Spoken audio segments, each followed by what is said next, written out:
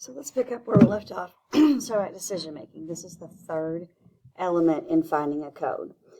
So decision making means the amount of time and the amount of data that a physician has to review in order to make a decision about a diagnosis and a treatment plan.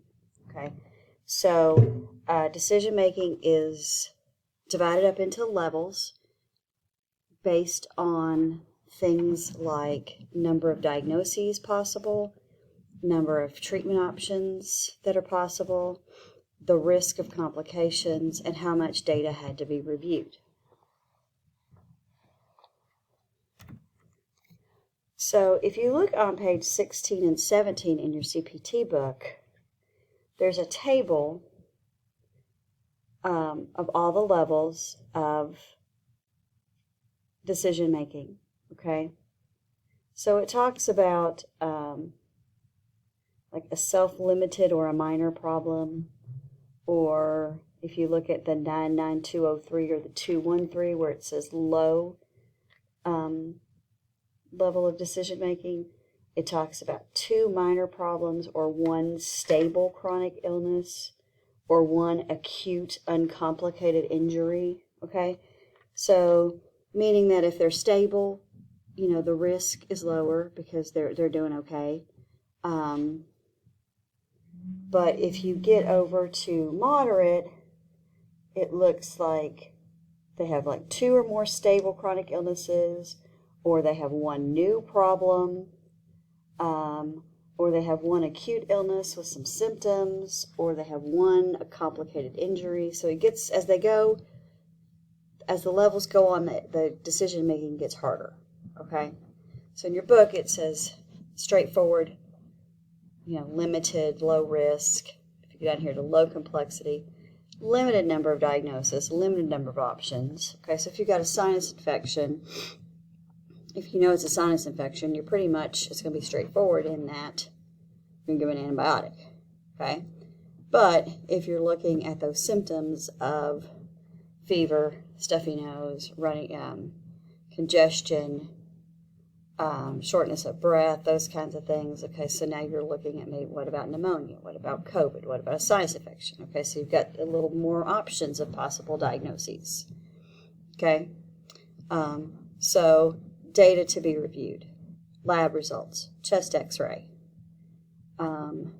have they seen somebody else, did you do a COVID test, did you do a flu test?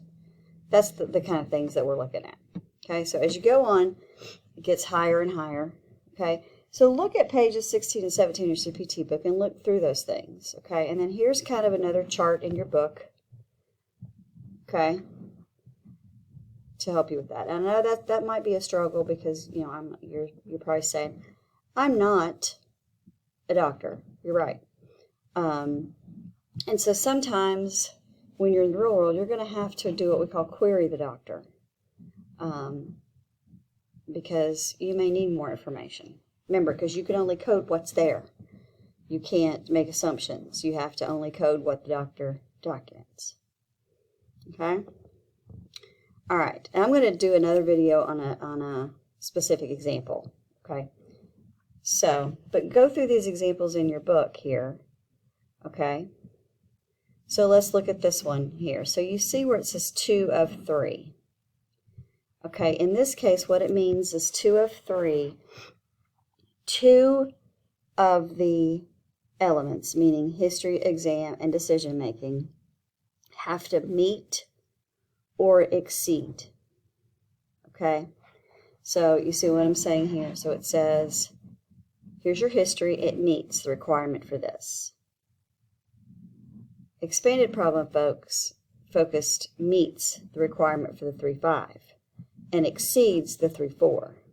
Okay, so you've got 1 here at 3.5, you've got 1 at 3.4.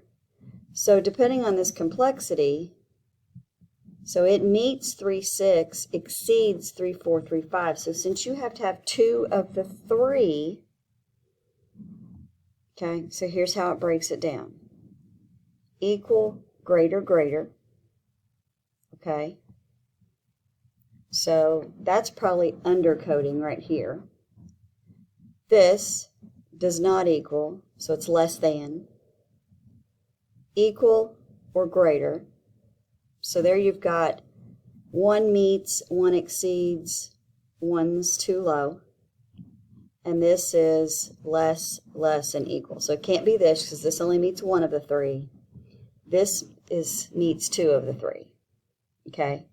So even though this one's greater, because this one's less, you have to have 2 of 3. Now if it says 3 or 3, okay, if it said it has to be 3 of 3, it's going to have to be this, because even though these two are greater, the history only meets the 3, 4.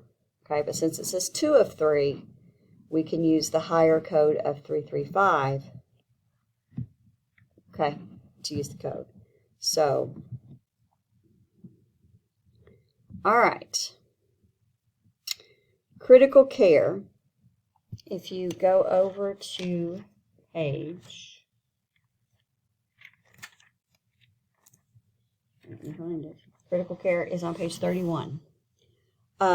Critical care, you really need to read these guidelines on page 31 very carefully, and I would highlight them, star them, color them, whatever you need to do. But especially the part on the last paragraph of page 31 where it says, for reporting professionals, the following services are included in critical care when performing the critical care period by the physician. Cardiac output measurements, chest x-ray, pulse ox, blood gases, all that. Okay? So what they're telling you is when a physician does all that, you can't bill those services separately. You can only bill for the critical care code, which is either a 99291, and then depending on time, you can add on a 99292. So flip over to page 32. Okay? So critical care is always based on time. The physician has to document time. So if you look at the table on page 32, it will tell you exactly how to code it. It tells you exactly how many minutes. Okay? Just remember, you can't add on those extra things that are in that paragraph on page 31. Okay? All right, so then we've got pediatric care, critical care. Okay, so the difference between pediatric and critical care is the age. Okay. All right, so let me see. So then we've got, on page 33 of your CPT is where we start nursing facility. This is where the physician goes to the nursing facility. Okay, remember, we have to always know where they are, where the patient is. Are they in the office, then the hospital, the emergency room, critical care, nursing home, etc. Okay? So then we have nursing home services. We have care oversight. I don't think you have any of those in your homework. Okay, case management. Okay. Home services, if a physician would go visit somebody in their home. Okay. Home services are divided by new and established. So again, you have to know whether they're new or established to the doctor. Then you've got some telephone services or online. So the physician gets paid for his time or her time doing an online evaluation. Okay, so there are things that you need to know about preventative. Preventative starts on page 47 of your CPT book. But you have to notice here that says 99421. However, the codes for 2021 start at 99381. The reason being is because the book publisher has a very difficult time keeping up with all the changes of the codes, because the codes change every year, or can change every year. There's updates every year. okay? So notice here, where it talks about preventative services, we're going to start, so this is going to start on page 47 in your CPT book. Okay, preventative is divided by new or established and then by age. So that's pretty straightforward. Okay. So I want you to work through some examples here, okay, in your book. See if you get the same things, okay? And I'm going to post a separate video on walking through an example specifically, okay? Things about E&M. So we're going to talk about the global surgical package when we talk about the next chapter, chapter 25, sorry. E&M, when a patient has a surgery, there's what's called global days. So like when I had my gallbladder out, I had so many global days, and the physician, so when I went back to see the physician for follow-up, that physician could not charge an E&M, okay, because it was part of my surgery. They were already paid for it when they did the surgery. But they want you to do this 99024 for $0 to show that the physician did a follow-up. Okay, so you will use that.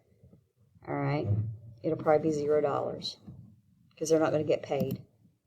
Okay, here's some examples of E&M. I'm sorry, modifiers. Okay, that are common with E&M. All right.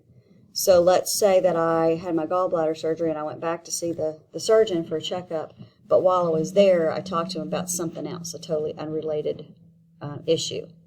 So they could do a 99024 at $0, but then they could do another E&M based on the history exam and the MDM and add a 24 to it to show that this was for something else.